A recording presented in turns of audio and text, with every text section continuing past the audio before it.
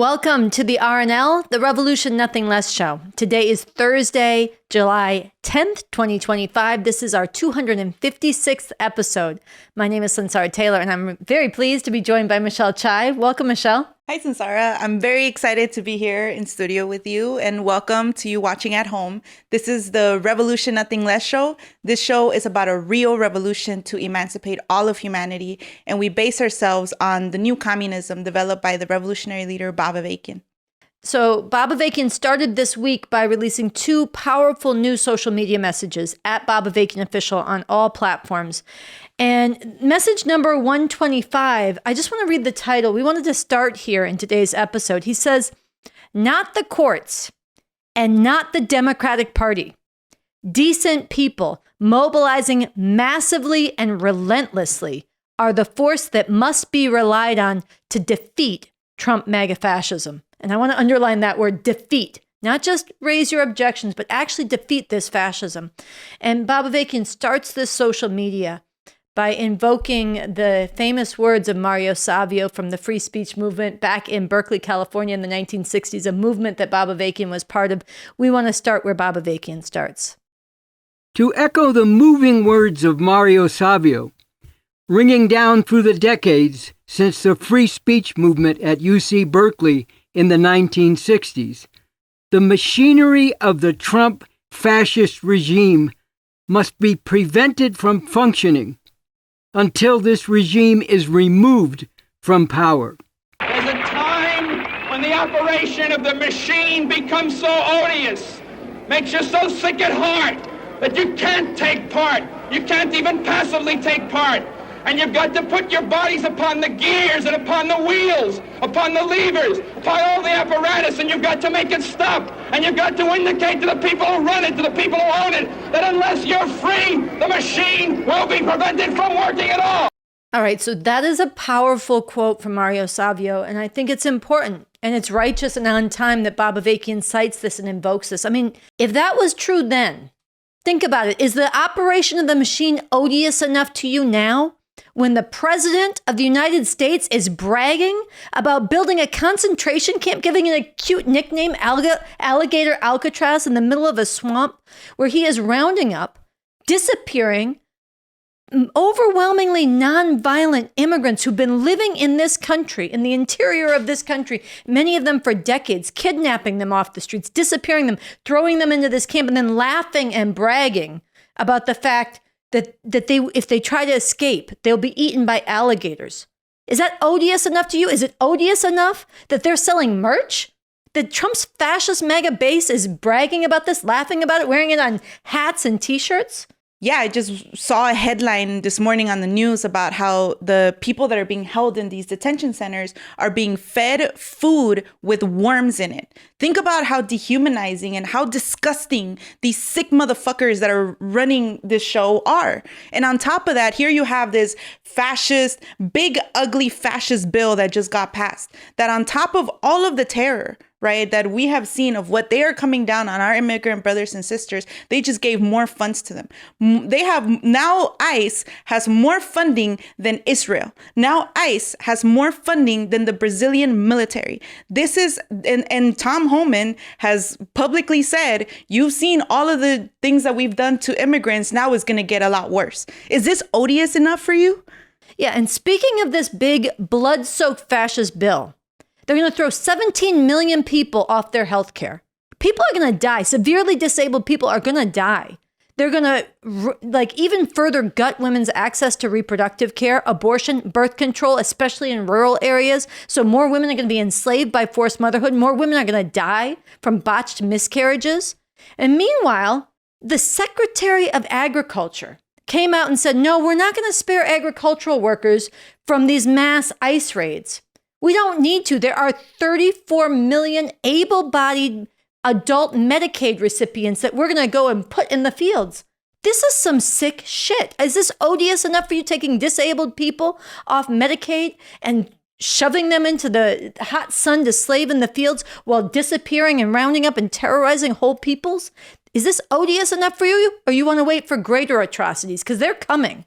That's right. This highlights even more so the words that we just heard from Bob Avakian and Mario Savio about the machinery. When that is your quote unquote business as usual in this society, that machinery of this fascist program being hammered into place must be prevented from functioning until this fascist regime is driven from power. And this gets to what Bob Avakian drives home in this social media message, that there is only one force that can be relied on to do this. He goes through, look, the executive branch, the presidency, is controlled by Trump. Both houses of Congress are locked in by MAGA. We saw that with the big fascist bill they passed. They're in lockstep. The Supreme Court now is acting as an instrument of fascist atrocity. It's not an impartial body. It is weighted towards and facilitating Trump's fascism. And that's something that Bob Avakian goes into even more in depth in the next social media message, 126. And as for the Democratic Party, which a lot of people are still waiting for, yes, they're standing up, they're protesting, and they are, and it matters. But they're still waiting for the normal functioning of this society to kind of swing back and the Democrats to do something. And one of the things that Bob Avakian drives home is, in addition to the fact that waiting for the elections is way too late, in addition to the fact that you can't count on Donald Trump to respect an election he loses, Bob Avakian in this message makes clear that even when the Democrats have had the presidency, had the Senate, had the power to push back on this, they have refused to do so. I want to play part of what he says.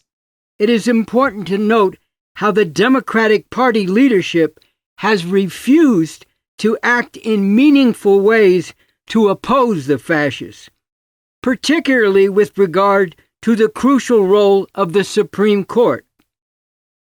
When Biden became president in 2021, with momentum from his decisive 2020 electoral victory, there were calls for him to expand the Supreme Court, adding justices in order to counter the way the court had been stacked with fascists. This would have been legal and constitutional, and it could have been possible. During the first years of Biden's presidency, the Democrats controlled the Senate, which has to approve appointments to the Supreme Court. But Biden refused to do this with the lame excuse that he didn't want to politicize the court, when it was already obviously politicized by the fascist majority. This is typical of the Democratic Party as an institution.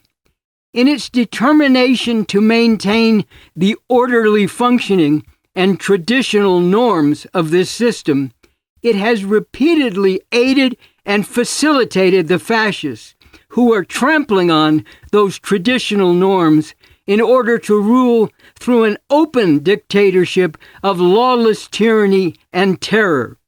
Look, I think this example from Bob Avakian about Biden's refusal to expand the Supreme Court, it is so, you can't deny this.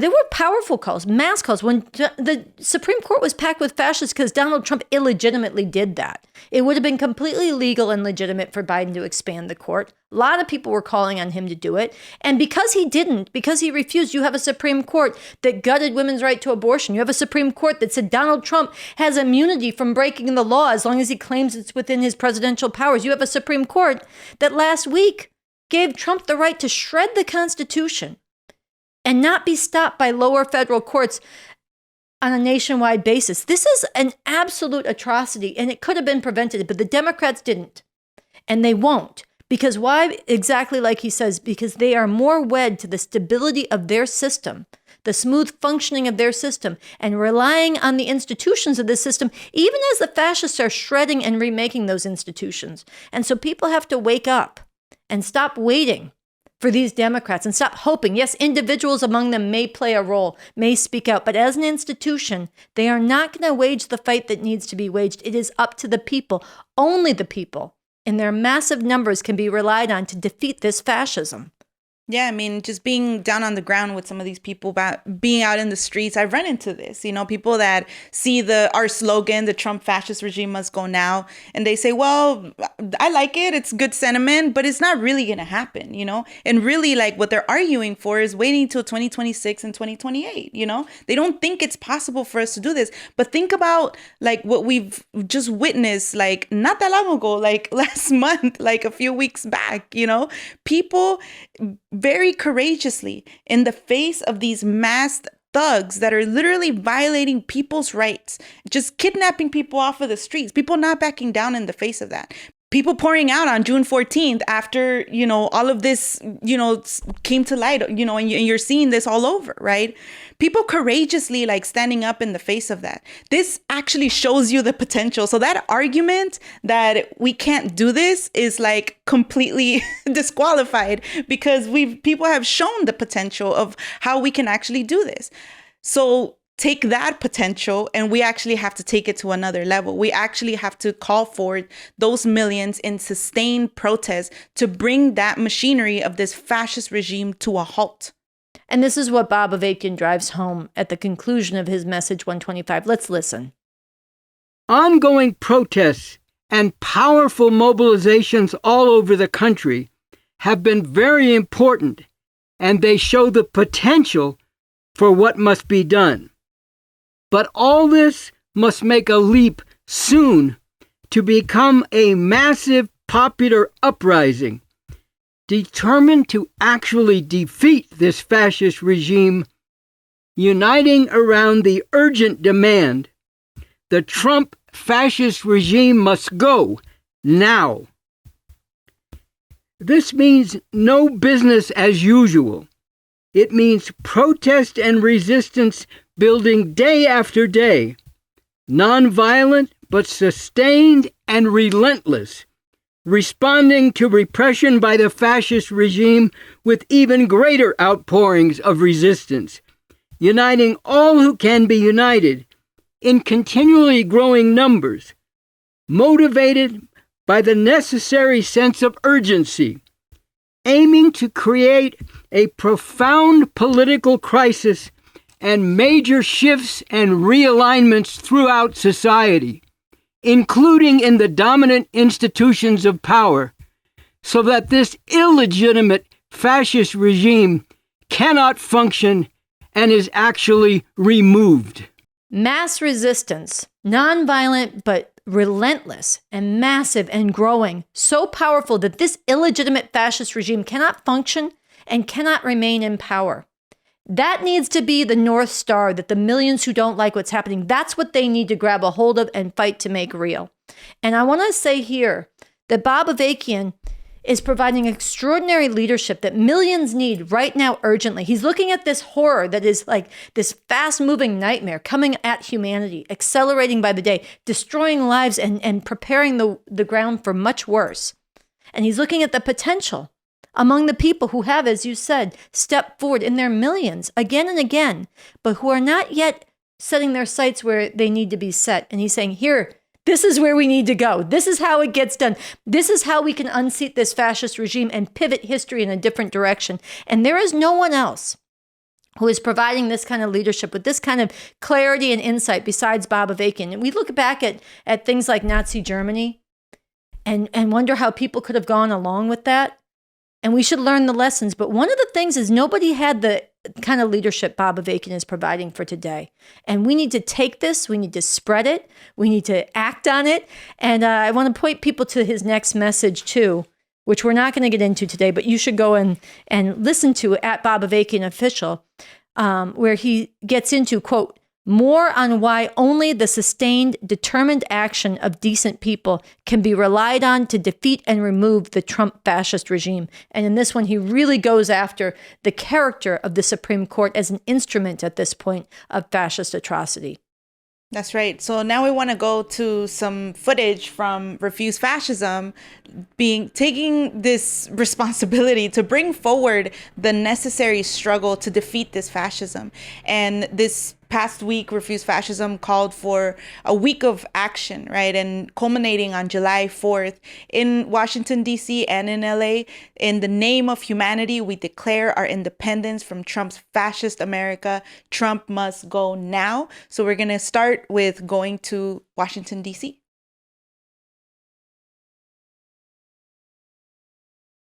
Good afternoon, Washington, D.C. We are all here today to say that in the name of humanity, we declare our independence from Trump's fascist America. But what does it mean? What does it mean for us to do this?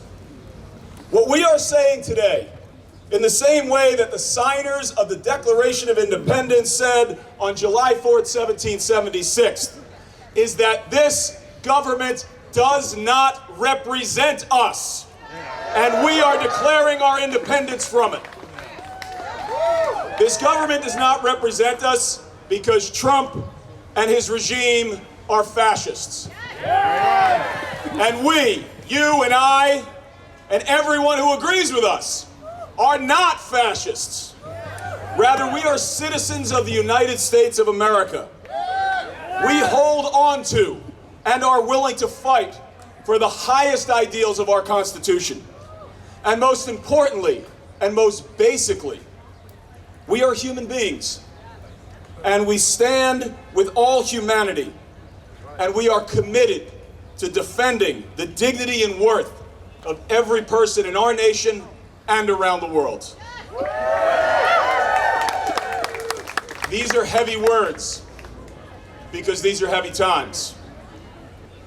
We see squads of masked men taking people off the streets. We see our police and our military being deployed against our fellow Americans to execute the policies of a fascist. We see our Supreme Court doing the bidding of a fascist and stripping away the rights of Americans and threatening the very foundation of the rule of law. Shame! We see a Congress that on one side of the aisle has bent the knee to Trump and the fascists, and on the other side of the aisle has shown themselves wildly incapable of meeting the moment in which we find ourselves. We see our government in lockstep with a genocidal regime that is slaughtering and starving the children of Gaza.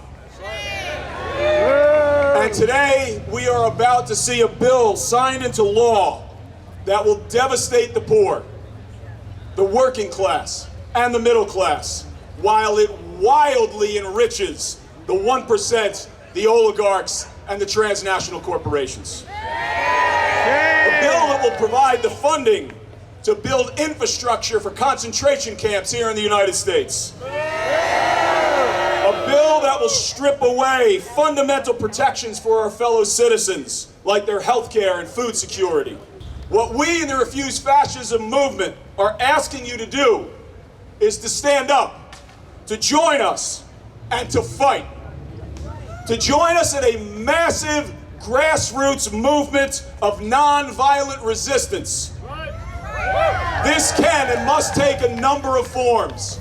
Street protests, labor strikes, nonviolent civil disobedience, taking action after action with relentless ferocity until Trump and his regime are removed from power.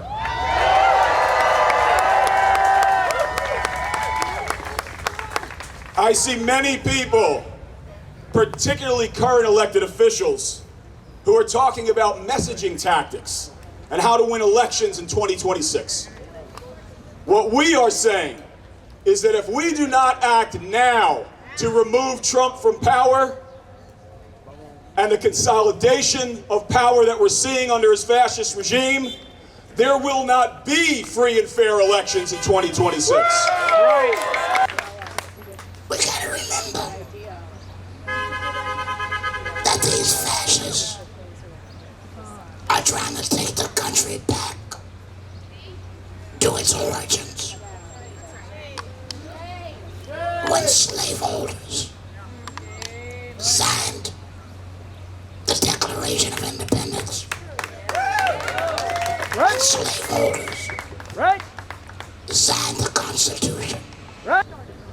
When they showed Woodrow Wilson showed Birth of a Nation in the White House, a Klansman marched through D.C., sanctioned by the president, and they demanded, under the Woodrow Wilson administration, that people of color and anybody that was not white be removed from government. It was an attack upon DEI back under that administration. And here we are. History is repeating itself. And people don't realize that this is a part of a historical and continued struggle against racism and imperialism and violence and white supremacy. Hello everyone, my name is Noche Diaz. I am a spokesperson for the RevCom Corps for the Emancipation of Humanity. Now look, we're a revolutionary organization that is serious about making an actual revolution to get to a whole new way to live. We don't celebrate July 4th. We say this whole system is rotten and illegitimate, and we need and we demand a whole new way to live and a fundamentally different system. But as someone who understands that this system gave rise to Donald Trump, do not let anyone give you any excuse for standing aside against the fight to defeat Trump's MAGA fascism. No decent person can give any excuse or justification for waking up one more day and not doing everything we can to defeat the consolidation of fascism.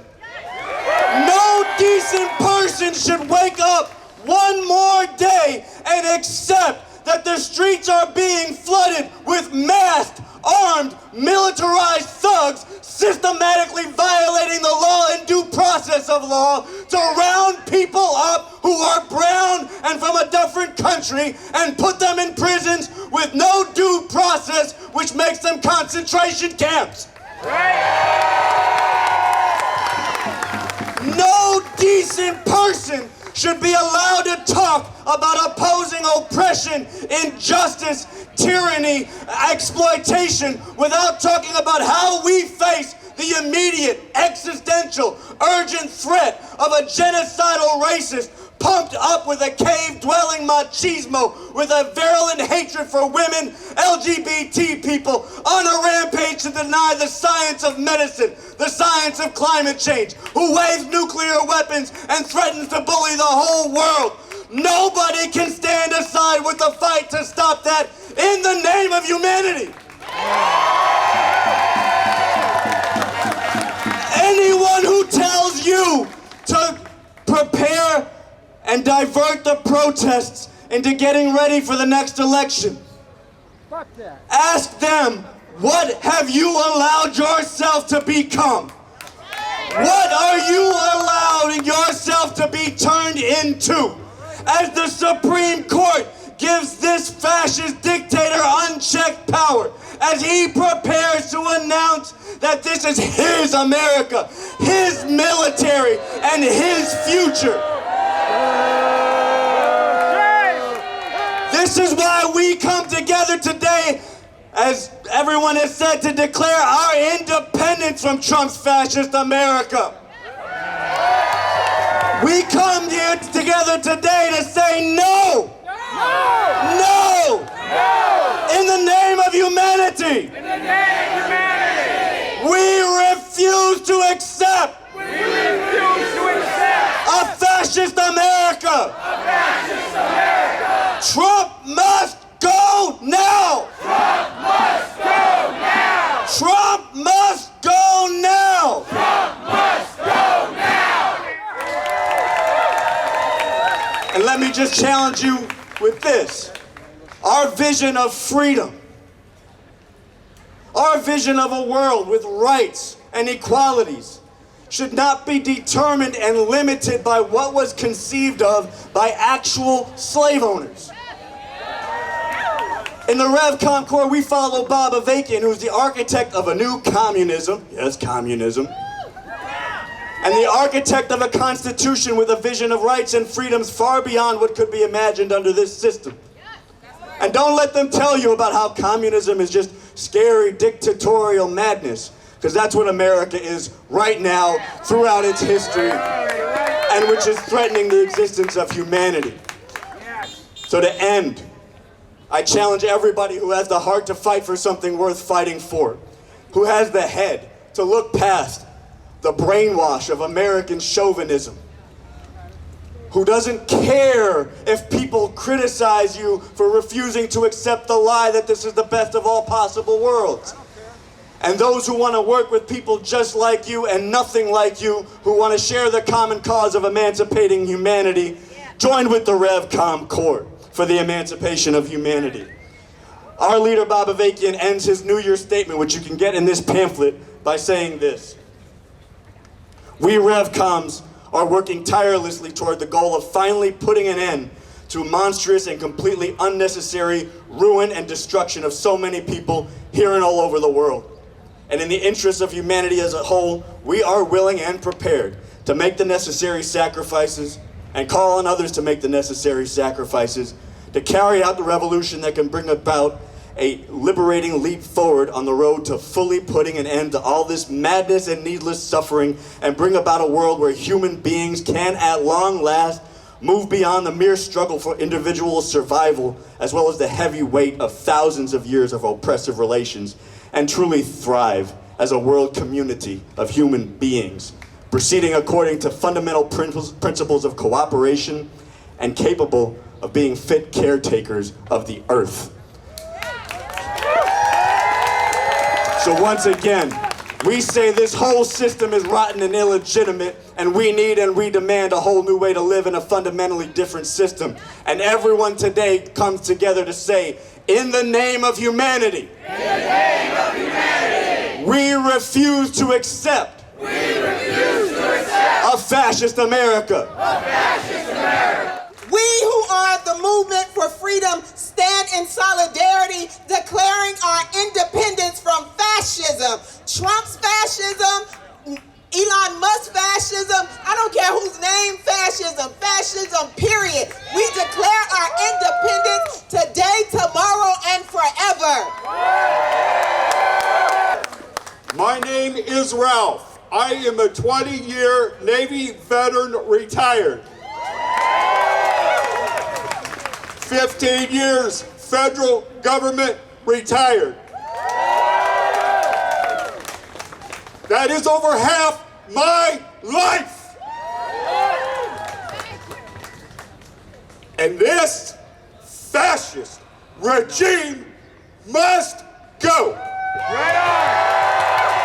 What is happening to our immigrants in America is wrong. We have alligator Alcatraz with alligators and boa constrictors all the way around the concentration camp. Now let's talk about this big ugly bill. ICE will become the biggest police force in our nation. And they're such cowards, they cannot take their damn mask off. I never wore a mask serving my government. What these assholes are doing is putting a knife in my heart. You're right. We are going to march to the White House. And we are going to declare our independence from a fascist America. We are told to celebrate on the 4th of July the founding of a country rooted in freedom and liberty, throwing off the shackles of tyranny. And I'm glad that there are people here today who've spoken to this vision, who believe in it deeply, and for whom it motivates them to stand up. But I also share the view voiced by others of the understanding that this country, in fact, was founded on exploitation. Black people were considered property. Women had no rights. Native peoples were slaughtered. And in fact, in the founders' original Declaration of Independence, one of their complaints against the King of England, quiet as it's kept, is that he allegedly fomented rebellions among the slaves and the native peoples. But even if you believe in America as an idea founded in freedom, pursuing an ever more perfecting union, you have to say this year, things are different, this 4th of July. Now, I thought about it, it could be a perfect metaphor to say the 4th of July should be canceled this year. But in fact, it's not a metaphor. How many of you know that all across Southern California, 4th of July celebrations are in fact canceled? You guys know this? Then you want to know why?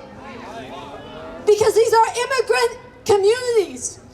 And because of the terror, because of the kidnappings, because of the masked men, because of the unmarked vans, because of the wailing children, because of the cramped, overcrowded detention centers, because of the lack of food, the denial of lawyers, the medical deprivation, the lack of water, the 56 men in a cramped cell sharing one open pit toilet with no privacy.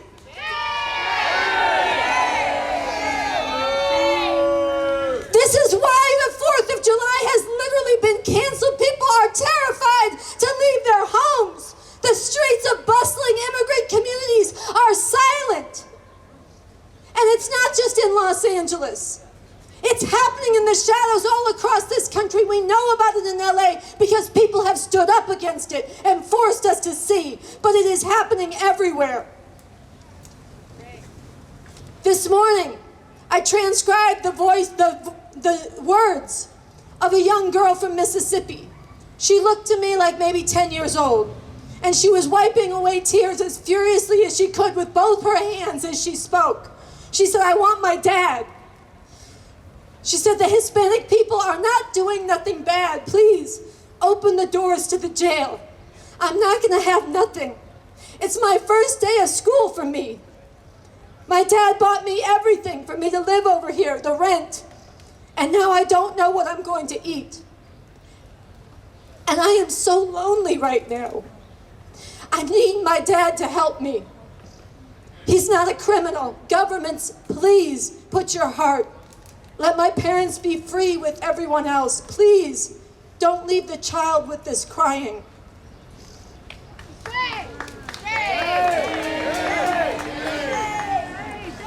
This is why July 4th is literally canceled. This is why the streets of immigrant neighborhoods across this country have fallen silent. And I want to ask you, how different is this really than the early days of Hitler? Jewish families hid indoors. They pulled their children from school. They stayed in from synagogue. They shuttered their businesses. Many of them, long before they were fully deported and exterminated, saw their neighborhoods fall silent. And today, just like then, this dehumanization and violent disappearing of one section of society is a battering ram for a whole larger fascist program. Fascism, that's what you gotta call it. Not authoritarianism, not autocracy, fascism. It has meaning, and it's not a curse word. Fascism is a qualitative change in the form of government. It means no rights, no dissent, no recourse in the courts, just open terroristic dictatorship, brute force. And in this country, with its history and its roots, fascism is enforcing a program of open, aggressive reassertion of white supremacy, of vitriolic, violent hatred of women, and LGBT people, of xenophobic, genocidal hatred of foreigners and America First chauvinism. Fascism is the Supreme Court giving Trump a blank check to shred the Constitution, as long as people don't sue fast enough or not in the right jurisdiction, which they said a week ago. Fascism is the Supreme Court saying Trump can break the law because he's president, which they said a year ago.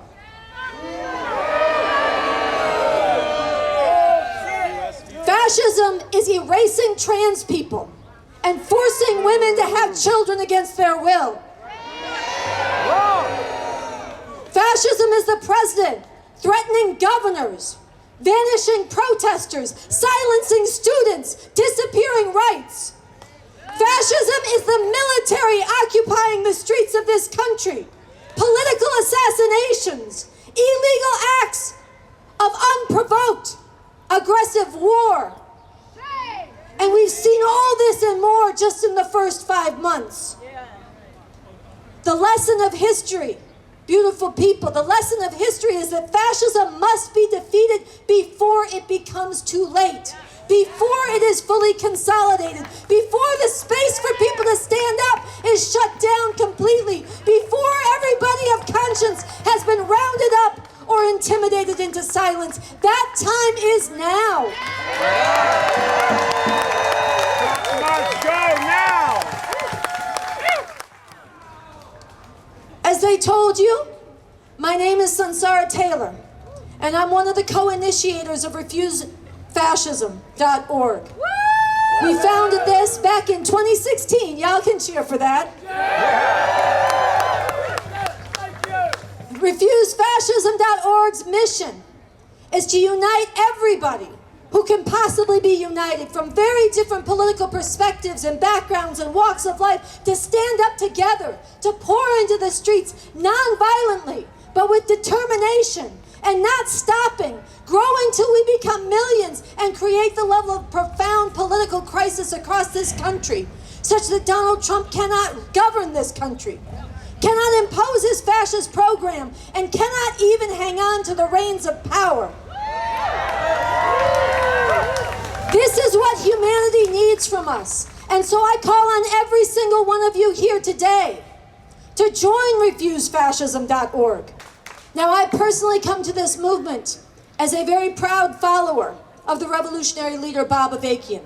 Yeah. He is the architect of the new communism, a whole new framework for human emancipation. And I say this openly because there are people on the internet and other places who will tell you to be scared of this.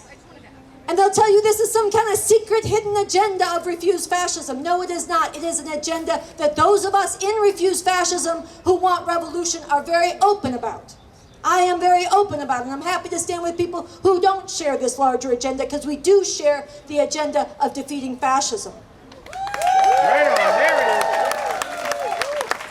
I have this view because I have become convinced that this country, as it was founded in genocide and slavery, and as it is enshrined in the U.S. Constitution, has always been about oppression and exploitation, and this can't be reformed away, and we need a revolution.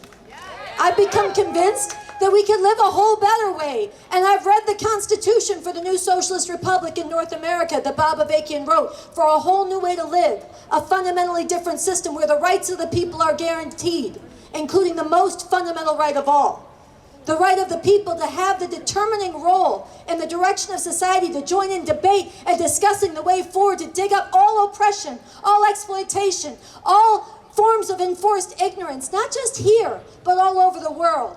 I think this is possible, and I invite you to learn about it.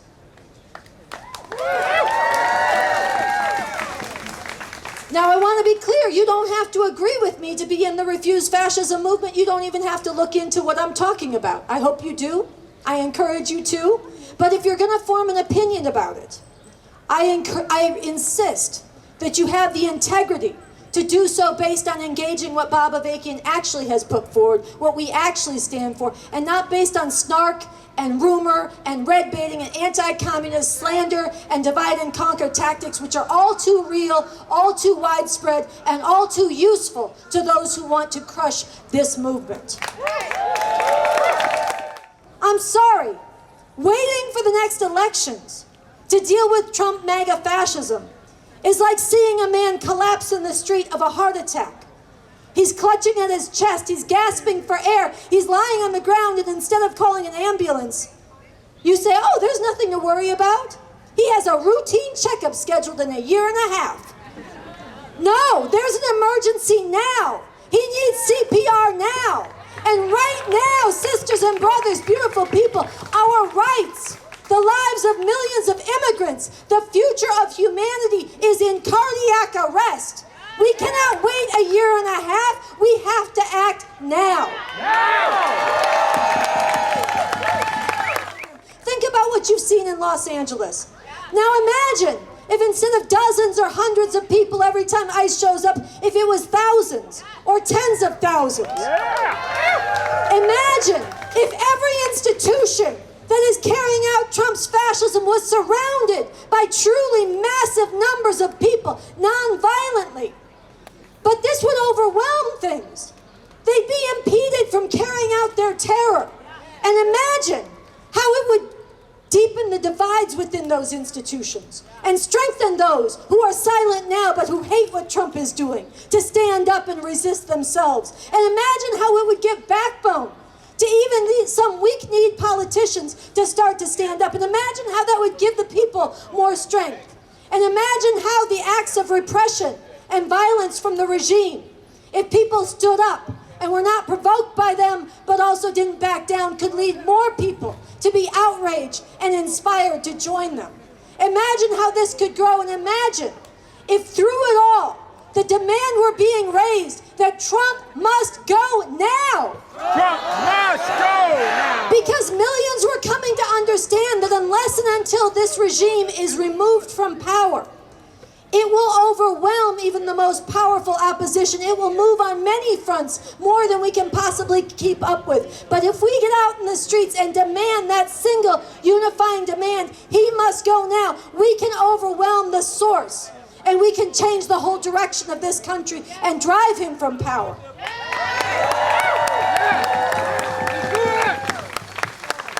So yes, this will take courage. And yes, this will take sacrifice, but it is worth it. I want to ask you to think once again about those 8 men being shipped today in shackles to South Sudan. I want you to think about that 10-year-old girl crying for her father. And I want you to multiply that times millions and think about what this world will be like if we let this Trump fascist regime stay in power.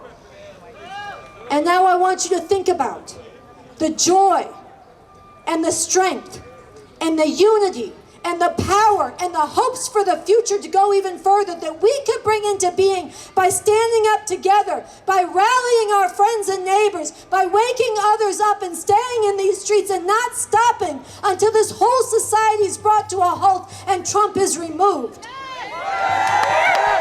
Yeah, so this was a really beautiful day in Washington, D.C. And like you see, there are nearly 1,000 people rallied, marched to the White House, raised a chant, Trump must go now, at the very moment he was signing his big fascist blood-soaked bill. And this resistance needs to grow. 1,000 people is not nearly enough. It's not nearly the scale that's needed, but you saw there, and we're going to show more soon from Los Angeles and a little bit more from D.C. a little later in the show. What you saw was important voices coming together around the mission of refusefascism.org to unite all who can be united, to stand up against this regime in nonviolent mass civil uprising in different ways, precisely to bring the society to a halt and create the kind of crisis, political crisis, where Trump cannot remain in power. And so we're, like I said, we'll share more from the other protests.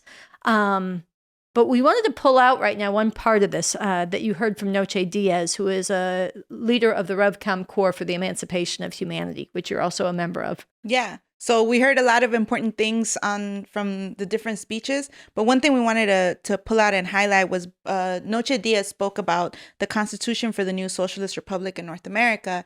And here we want to go to a clip from the interview with the revolutionary leader Bob Avakian back in 2022, where he's speaking to what he was working on when he was writing this Constitution. So let's go to that.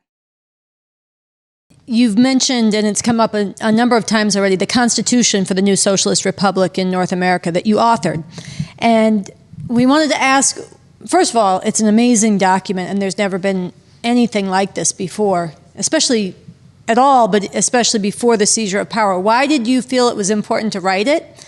And is there anything that you had in mind, any particular problems or questions you had in mind when you were writing it that you would suggest for people who are newly reading it that they also think about as they're reading it, or people returning to it? Well, I just did it because I didn't have anything else to do. No, I mean, look, there's a need for people to have a clear sense, a concrete sense, as well as a lofty vision of what it is we're aiming for.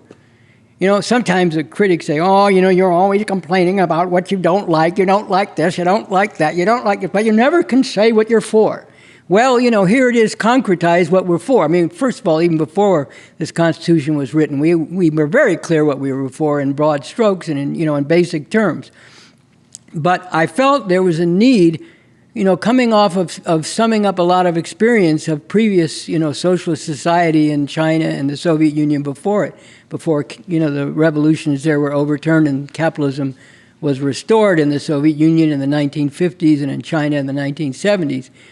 In summing up this, I felt there was a need to make another leap in terms of what's, we're talking about socialist state power. What socialist state power and the socialist society that it was, bringing the basis for and reinforcing, what should that society actually look like and as living a way as possible so that people could get a concrete sense, and also so we'd have a guideline. What do you do after you make a revolution? What do you do on day one, people often raise? Well, this is look, in the actual event of a successful revolution, there'll be a lot of new questions that'll get thrown up. Some things may turn out to be different than the way they're, in some particulars of that Constitution. But it does lay out the basic principles and a lot of very concrete guidelines and institutional, procedures and institutional organizations that could actually guide people on how to begin the day after seizing power, so to speak, and actually transforming society in a way that would be emancipating. So that was, why I recognized the need for that. And I did have certain questions in mind. I did a lot of study of, I've been wrestling with this question for several years, like, what should be the character? We can learn from China, we can learn from the Soviet Union, but we can also see certain shortcomings. What should be the character of the actual system, of the actual state power, of the actual institutions, from the political, governmental institutions to the culture, to the educational system, and so on? What should be their actual character? What can we learn from past experience? Where can we see that things need to be done differently and better? So that was a sort of a general concern. I did a lot of reading. I studied, I looked into the constitutions of the Soviet Union, particularly from the 1930s. I went back and looked at the Chinese constitutions during the Cultural Revolution in the 60s and 70s. I went and I read the Magna Carta. I read the rights of the French document, the Rights of Man. I read the U.S. Constitution again to try to get a sense of the contradictions that they were dealing with, even though that was a different system, as well as the constitutions that were actually socialist constitutions. And there is, as I point out in the book, The New Communism, there is one essential and basic contradiction that I felt was important to speak to and to lay the basis for dealing with in a somewhat different way than it had been done in the history of socialist societies previously. And that is the contradiction that we can scientifically determine that communism, the achievement of communism and the revolution that's necessary for that, is objectively in the interest of the broad masses of people of the world, the overwhelming majority of humanity. But, and we can learn this from the experience of previous socialist societies, at any given time, not everybody in whose interest that revolution is wanted at any given time. And yet, that's one problem. And yet at the same time, it would be absolutely criminal to make a revolution and then hand power back to the people you just overthrew and let them subject the masses of people to all the horrors that you just made a revolution to do away with. And besides that sort of obvious thing, there's also the question that, at a given point, what if a significant section of the masses has become, disoriented, has felt that the revolution is not really doing what they want it to do and so on, and they're sort of open to being persuaded, in some subtle or even overt ways to go back to the old system. And then you have the problem, okay, it took us however many decades to actually overthrow the system. Now we're going to let people, take us back to the old system, and we have to start all over again. No. So how do you handle this contradiction that this is in the objective interest of the masses of people, but not all of them want it at any given time?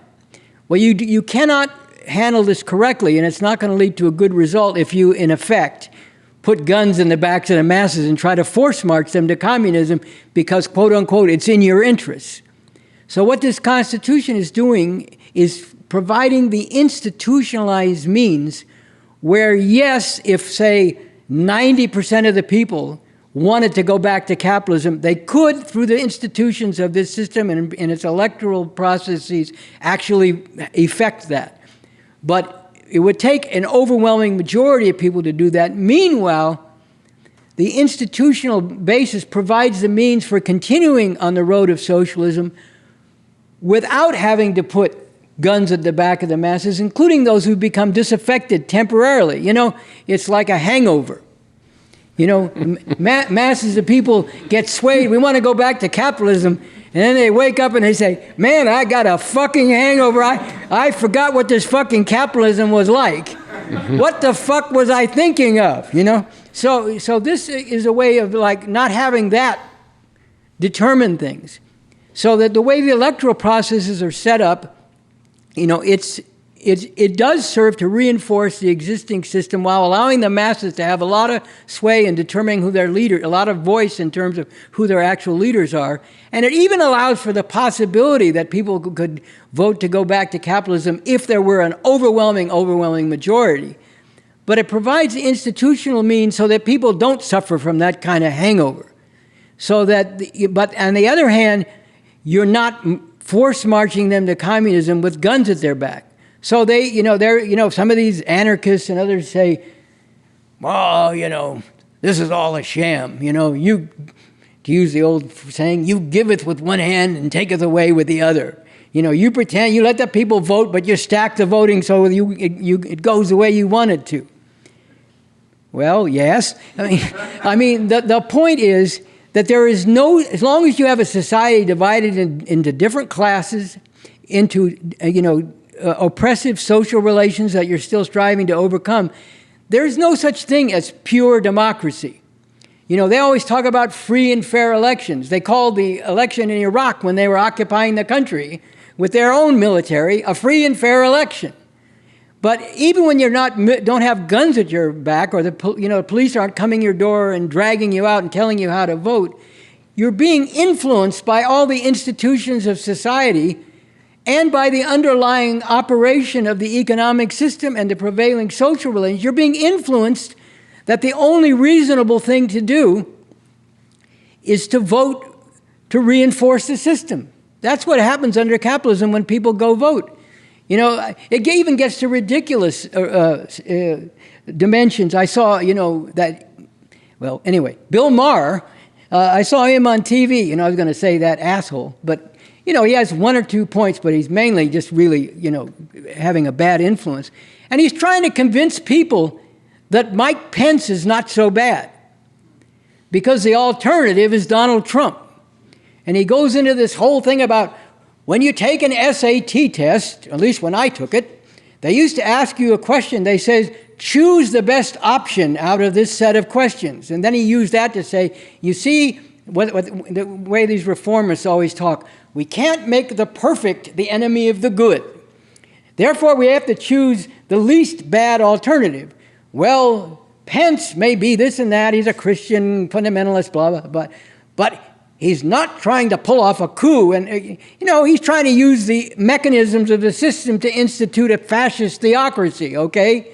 And I say, Bill Maher, talk about a poverty of imagination and the lowered sights and limits of what you see as possible, that you're posing to people the choice between Donald Trump and Mike Pence. But the fact is, there's a certain logic to what Bill Maher is saying there. You got to work within the reality of the system as it is. You got to make the choices. Yeah, okay, you could vote for some radical, but it's not going to get any votes. It's not going to mean anything. You're just going to take votes away from the good Democrat, or maybe from Mike Pence. But this is what happens under this system. There's no such thing as a free and fair election in the sense of being free of the influence of the dominant relations and institutions in the society. And yes, in this Constitution, that's also true. But at the same time, in order to avoid this whole thing of force marching to people to communism with guns at their back, it is institutionalizing the means for a tremendous amount of dissent, like I said, cultural, intellectual ferment, so the masses can thrash out a lot of questions without losing the whole thing and then waking up the day after and say, what the fuck were we doing? Mm-hmm. Because, think of everything, all the reasons why people tell us this revolution will never happen. Are they pointing at nothing real? Of course not. They're pointing at very real things. The power of this system in terms of its armed force and its power in terms of molding people's thinking. It's very, very difficult to actually make a revolution. That's why people say to us, it'll never happen. It's too much going against it. It's too powerful. Too many people are fucked up. People are not thinking that way. The middle class is too big, and so on and so forth. Well, all that's real, and all that has to be overcome. And imagine you overcome all that, and then you encounter problems with building a new economy. You encounter problems in working out the non-oppressive relations among different sections of the people, and people become disaffected, and they forgot what it was like being under capitalism, and they want to temporarily go back, and then a week later they say, could you revolutionaries please come around again and start organizing us to get back to the other system we had, which we forgot was much better? So this is why it's institutionalized, that there are processes for people to actually choose their leaders to a very significant extent, but within a definite framework. And there are institutionalized means and provisions and encouragement of and for dissent and cultural and intellectual ferment, but within a certain framework, just as democracy is practiced within a certain framework, a very different framework within this society and this system. I would say the central problem, historical problem of the communist revolution that it's speaking to and providing the institutional means to deal with is this contradiction that this revolution and advance to communism in the world is in the fundamental interest of the masses of people, but not all the people want it all the time. But you can't solve that by force marching people to, on that road with guns at their back. So this is the institutional means for resolving that contradiction in a way that doesn't require you or force you to do that, but actually corresponds to what are the fundamental interests of the masses of people, which is why they would have risen up under your leadership to make a revolution in the first place.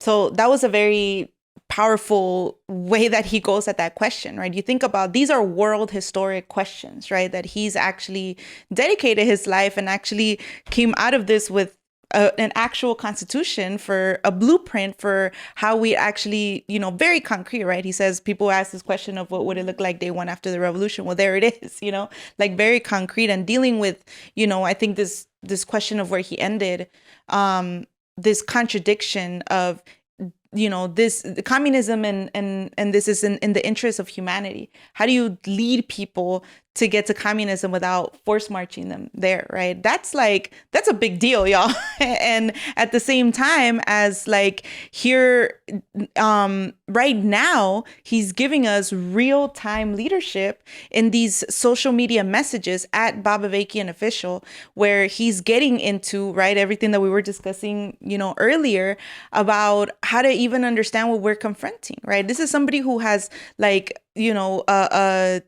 has been sounding the alarm about this fascism and where it actually came from, the very soil of this system of capitalism, imperialism, right? And how we need to understand that and how we got to go about, actually defeating it, right? So this is, the leadership that we have right now, and this needs to be known by millions of people. Yet here we are in a time when not a lot of people know about it, and we got to go and change that.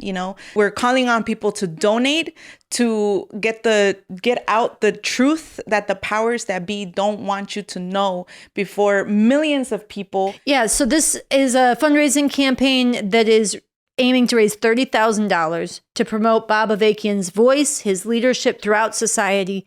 It's been extended to July 15th, and we're right around the $25,000 mark. So we have about $5,000 to raise in just a few days. We really want to call on you, all hands on deck. Take this to friends, take this to families, take this out to places where people are agonizing. There's this very powerful fundraising letter at revcom.us that says, Trump and the MAGA people try to smear everybody they don't like, even mainstream judges, as radical Marxists and communists. Well, they're not.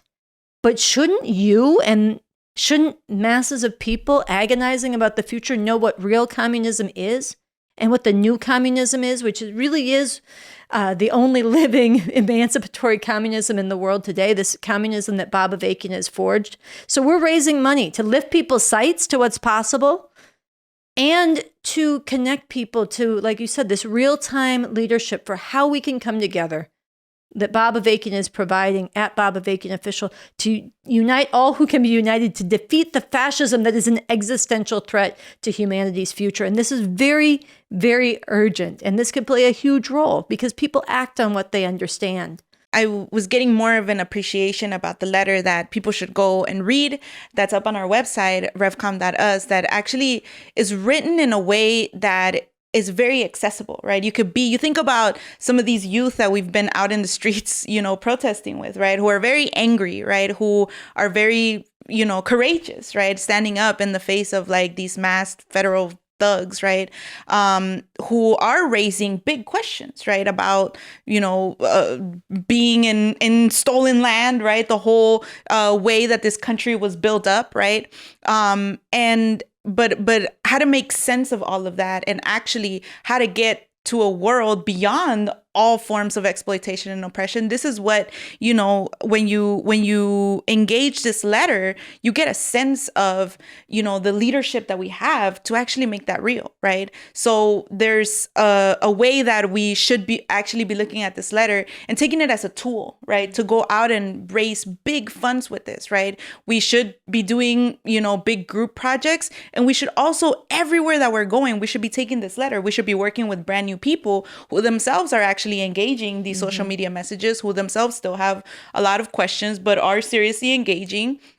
And we should be training them to, to go out everywhere, right? With us, to your local shops in your neighborhood, to your laundromats, to everywhere, and then they should be taking these letters themselves and go to their family and go to their neighbors and actually say, hey, I'm still getting into this, but here's why I think the voice of the revolutionary leader should be out everywhere. And I'm part of this national campaign that's out to raise $30,000. Will you donate to this? And let me tell you why. And then the person can read the letter. It's very basic. Anybody that's just getting into, the work of the revolutionary leader can themselves be making the argument with this letter. And I think it's a very important tool for all of us to be wielding right now to raise these funds.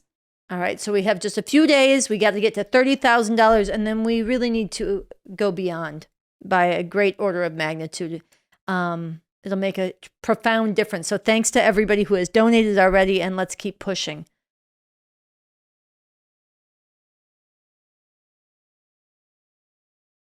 All right, so we want to go back to some of the footage from July 4th, which really was an important day of protest, put an important marker down. Los Angeles has been a bullseye of this fascist regime. It has been ground zero of their ICE raid terror, of their absolute, the other day they brought horses and Humvees into MacArthur Park. and said, we can do anything we want. We don't answer to the local government. We answer to Trump. And this is a warning for what's going to happen to the rest of the country. This is absolute terror. And this is the place where they brought down the military, and where people have stood up.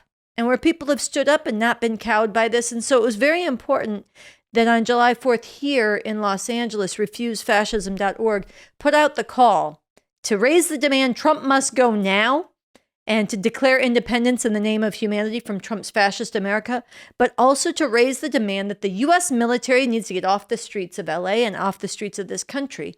And there was a really important coalition of people who came together to work with Refuse Fascism to take up this mission and to put this on the map. Now, the protest wasn't as big as it needs to be. And so this is something we have to fight together to transform. But what you see in embryo here, and the power and the truth being told is, and the courage people had standing up against the Marines is something to appreciate and build on.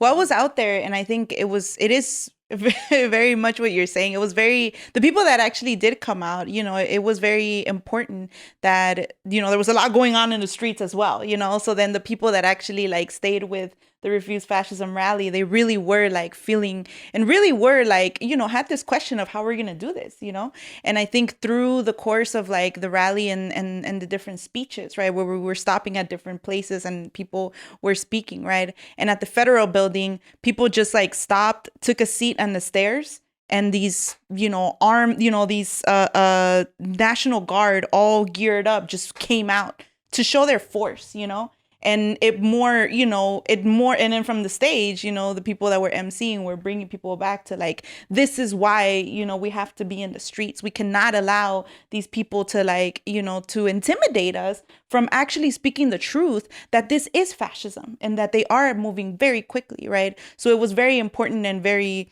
beautiful to see kind of the diverse people in the streets, and and then the great organizing committee that I was also a part of here in LA, that and you'll see we all came together on the stage, and it was very beautiful, from religious voices to revolutionary communists to attorneys to to all kinds of people.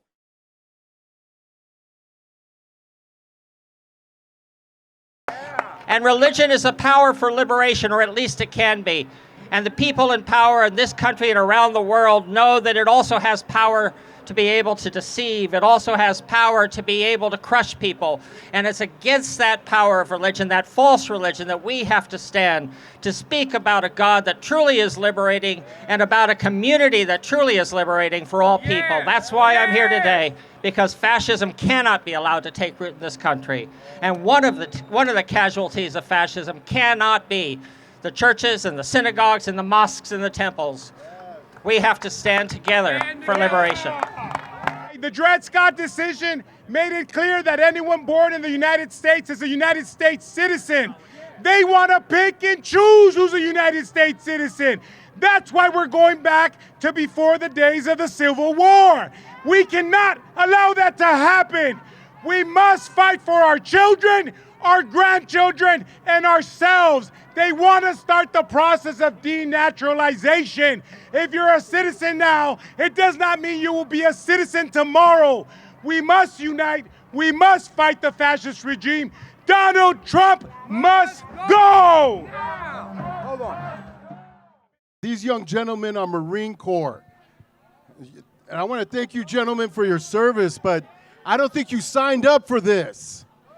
You didn't sign up to point guns at Americans. You didn't sign up to control American democracy and due process. So I want you to reach down into your consciousness and remember what you signed up for, and that's to defend our democratic republic and not be a tool in a fascist takeover. Remember that. We're your neighbors, we're your family, we're your friends, lovers, homies. We're everything to you. We're your community. The highest court in the land has been compromised with corruption, religious zealots, and puppets of this fascist. The Constitution is in shambles and disarray by the hand of the great orange Cheeto. He has created his so-called own army called ICE. Its singular job is to task of remaining brown people from the tapestry of American society. Court is where people go for justice and peace, but this administration has turned it into an ICE trap with no regard for due process. Today in our beautiful, diverse city, pregnant women are being ripped out of their cars with children crying and windows shattered, all because they look suspicious brown. Brown is the color and undocumented is the label for us. The recent Supreme Court decision basically states that the president can do whatever he feels like with impunity until they feel like reviewing it, in effect castrating the lower courts by taking away their power to pause a policy to review its constitutional compliance. Our only hope is unity and mass collective resistance. In the name of humanity, we declare our independence from Trump's fascist America! My father, with the mind of an engineer, but with a first grade education, was deported twice in 1984 and in 1986. And guess what? Both times he came back. They put him in the Twin Towers jail, not because he was dangerous, but to send a message that he was less than human. Shame. That's what the system does to us. It doesn't just deport, it dehumanizes. It cages to humiliate, it shackles to degrade. Now is the time to unite. When you fight sideways instead of upward, when you attack comrades instead of confronting power, you are enabling the regime. Displaced aggression is how fascism thrives. Division, cynicism, infighting, performative purity, all while fascists are consolidating their powers.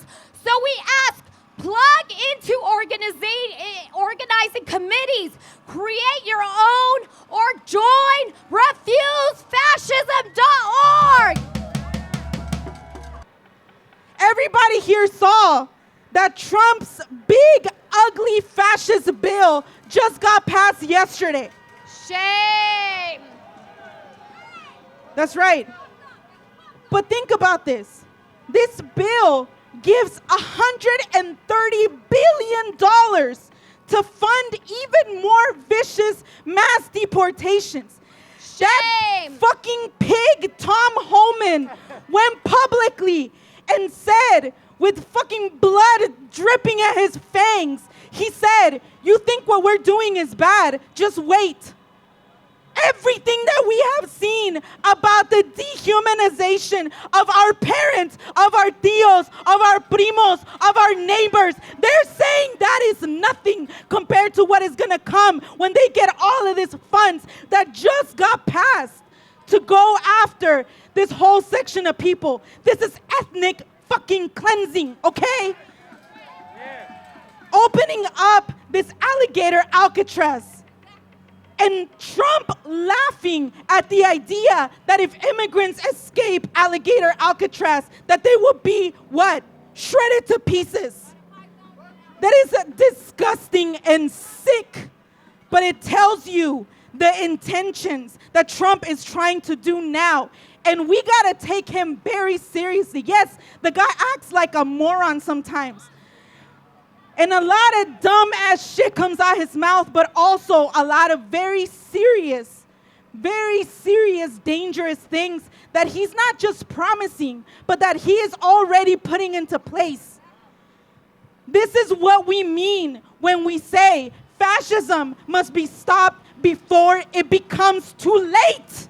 We have to put this demand that Trump must go now everywhere. When people are doing labor pauses, this demand has to be there. When people are going to the Home Depots, when these mass thugs are going and kidnapping our immigrant brothers and sisters, this demand needs to be there. When the police are pushing people back and are telling them to go home. This demand needs to be there, and it needs to be the demand of millions of people, and not stop. Not stop until Trump and his whole regime are out of office. Yes! In the name of humanity, we refuse to accept a fascist America. I'd like to begin by thanking Refuse Fascism for the opportunity and the honor to address all of you today. By bringing the U.S. Marines and thousands of National Guard members to Los Angeles, Trump has decided to break the back of this city of immigrants, to break the back of this great sanctuary city, to extinguish our will and our humanity. In a nutshell, Donald Trump has unleashed significant numbers of the military and immigration and other federal agents to the city of Los Angeles with the sole goal to terrorize predominantly the Latino community with mass racially profiled kidnapping operations reminiscent of the 1850s.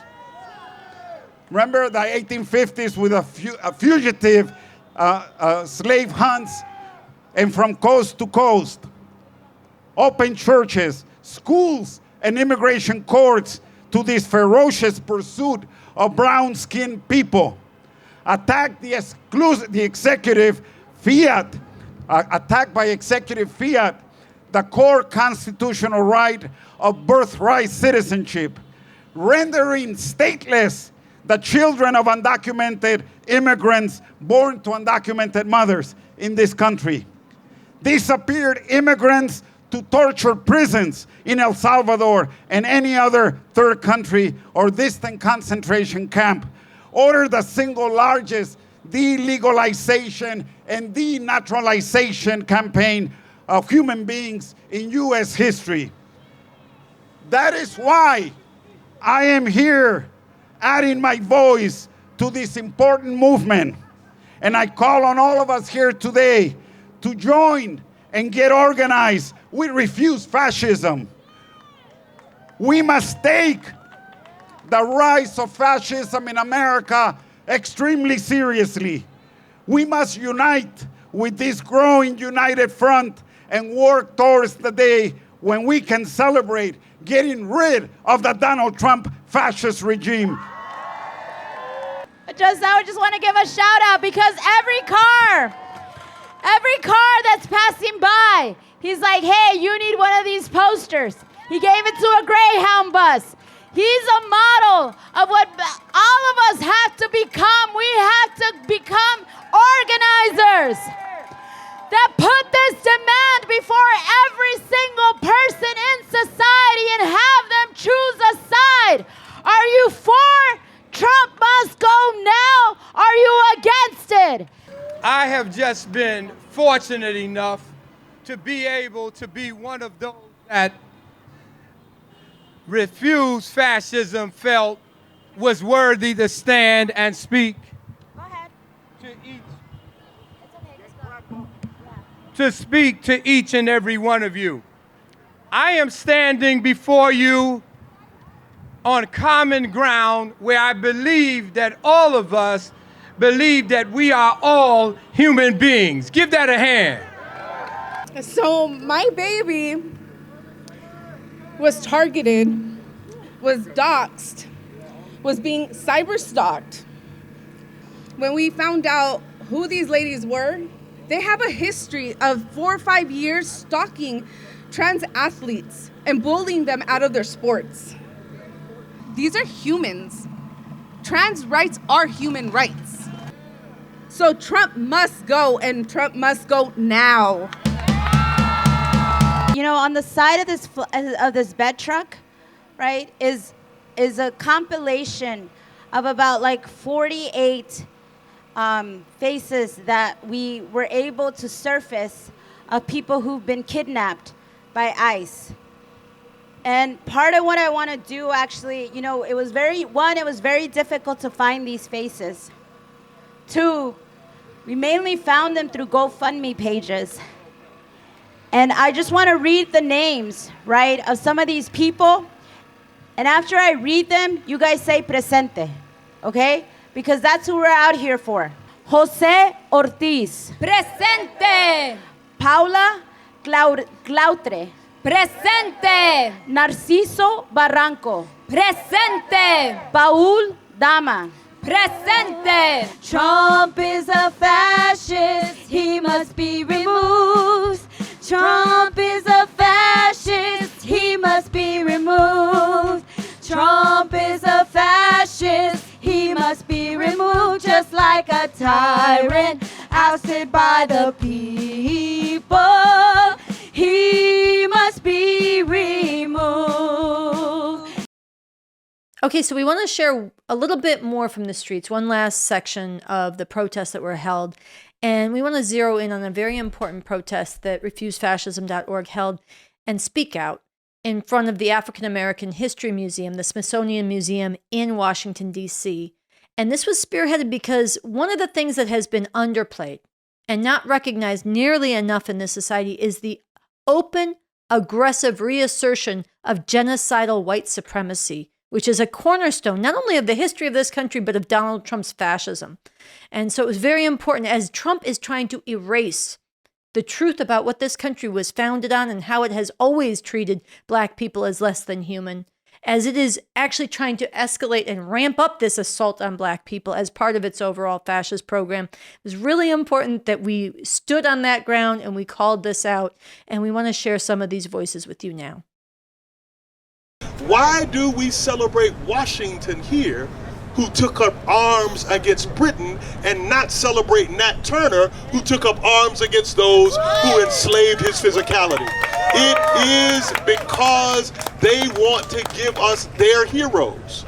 But George Washington is not my hero, whose wealth is built on enslaved people and who wrote words he did not intend to live. Nat Turner is my hero. Sojourner Truth is my hero. Harriet Tubman is my hero.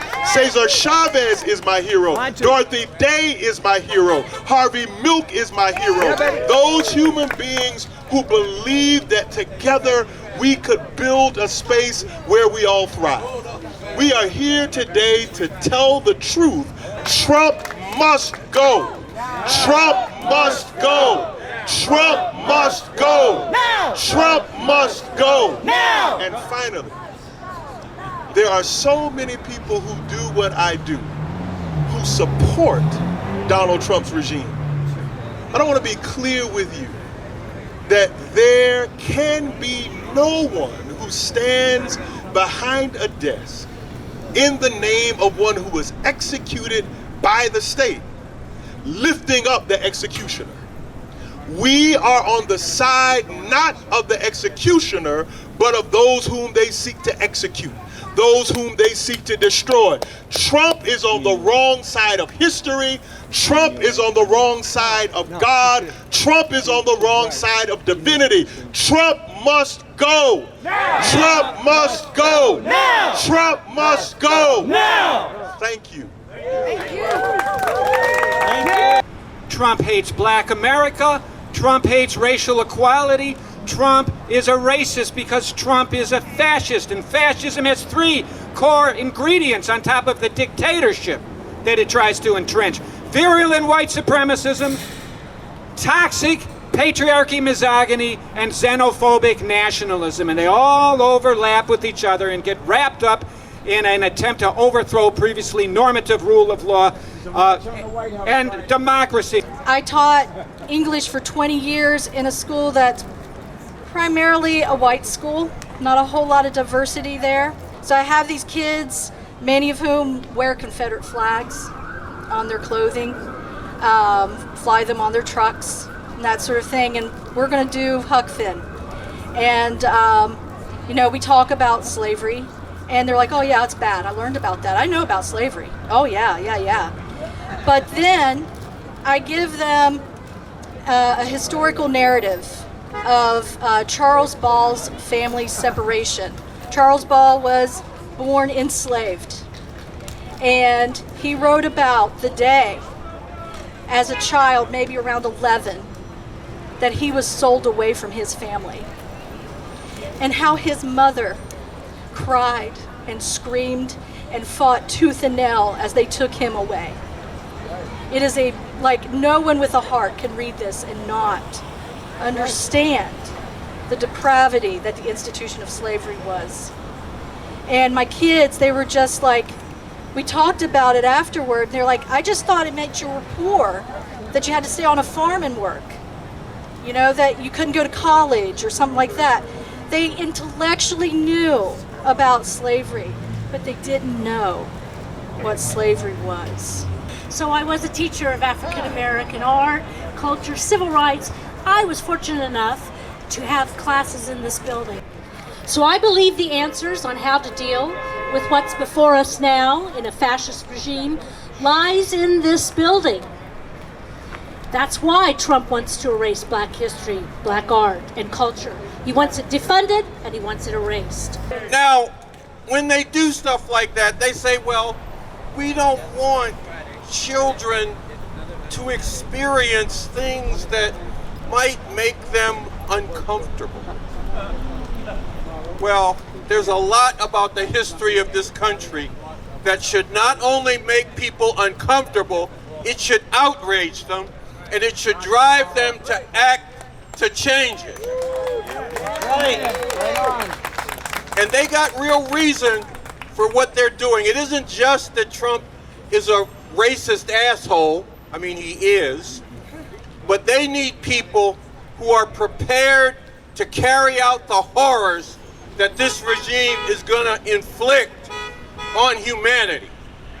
I mean, just look back into history. You had to be a certain kind of person to carry out what the Nazis did to the Jewish people in Europe.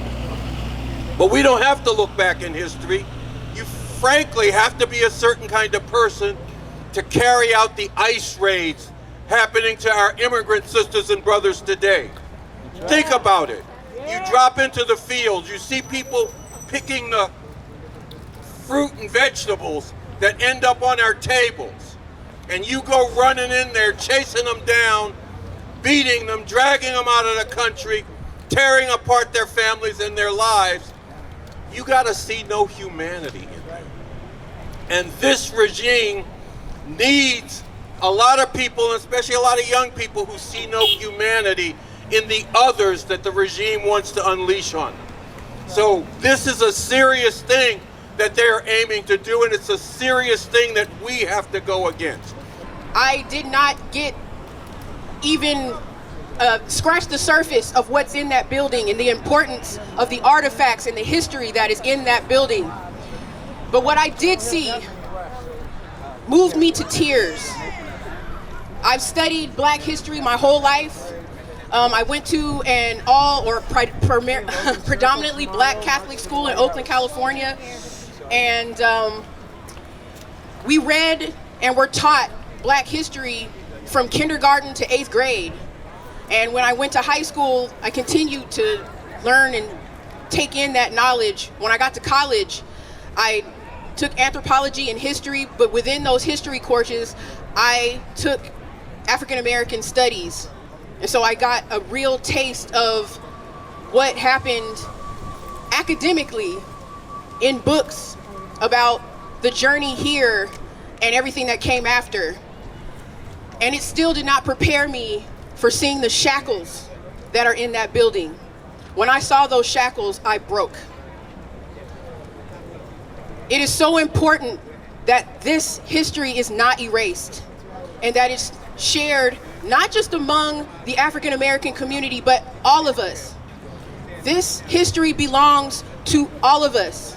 Trump must go now! Trump must go now! Trump must go now! Trump must go now! Trump must go now! Trump must go now! So we started the show with coming back to the importance of actually bringing the machinery of this fascist Trump regime to a halt until this regime is removed from power. And what we just watched through all of the very important and courageous, leadership that Refuse Fascism is giving in DC and LA, getting out into the streets, this has to grow immediately. This fascism, and we have been talking about this on the show every week, that this fascism has direction and momentum, and we can get to a point where it becomes too late. Don't let it get to that point. We actually, everything that we're showing here on the show, everything that we're seeing in the streets of people actually rising up shows you the potential of what is actually needed. And so now is the time to scale up this resistance, to actually, bring forward the millions required to bring this machinery of this fascist regime to a halt, and to, demand that the whole fascist regime must go now. All right, so this brings us to the end of today's episode. Michelle, it's been a pleasure to be in studio with you. It's been a pleasure to be here with you too, Sunsara. If you are not yet, you should become a subscriber to this show. You should hit the notification bell so you find out every time a new episode or segment is released. Leave a comment below. Not only do we learn what you're thinking, it helps the algorithm. It helps to spread this show to others.